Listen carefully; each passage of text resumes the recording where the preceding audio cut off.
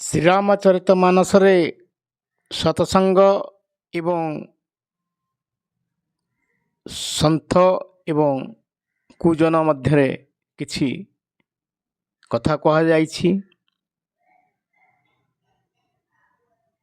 ସନ୍ଥ ତୁଳସୀ ଦାସ କହିଛନ୍ତି ଯେ ବେଳେବେଳେ ଅସତ୍ ଲୋକମାନେ ସନ୍ଥ ରୂପ ଧାରଣ କରି ବା ନିଜକୁ ସାଧୁ ବୋଲି ପ୍ରଚାର କରନ୍ତି, ମାତ୍ର ସତ୍ୟ ଦିନେ ଦିନେ ବାହାରି ଆସେ ଏବଂ ତାଙ୍କର ଅସଲ ସ୍ୱରୂପ ଲୋକଲୋଚନକୁ ଚାଲିଆସେ। ଯେପରି ଯେଉଁ ରାବଣ, କାଳନେମି, ରାହୁ ତାଙ୍କର ଅସଲ ସ୍ୱରୂପ ସମାଜକୁ ଆସିଯାଇଥିଲା।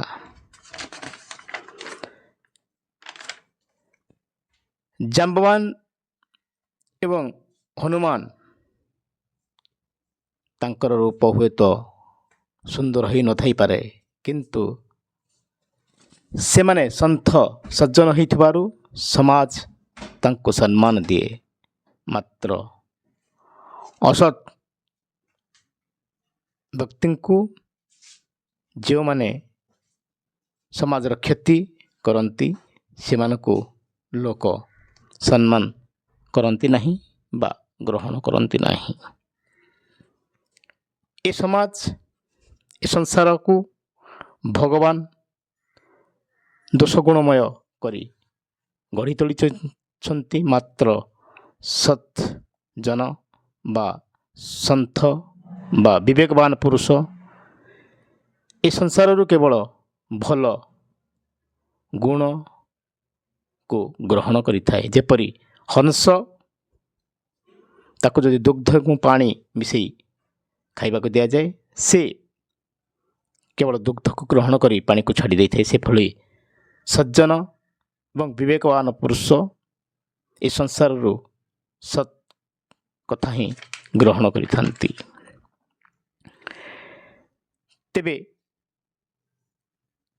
ସତ୍ ବା ସାଧୁ ପୁରୁଷର ଘରରେ ଥିବା ଛୁଆ ରାମ ନାମ ଜପୁଥିବା ବେଳେ ଯେଉଁ ଘରେ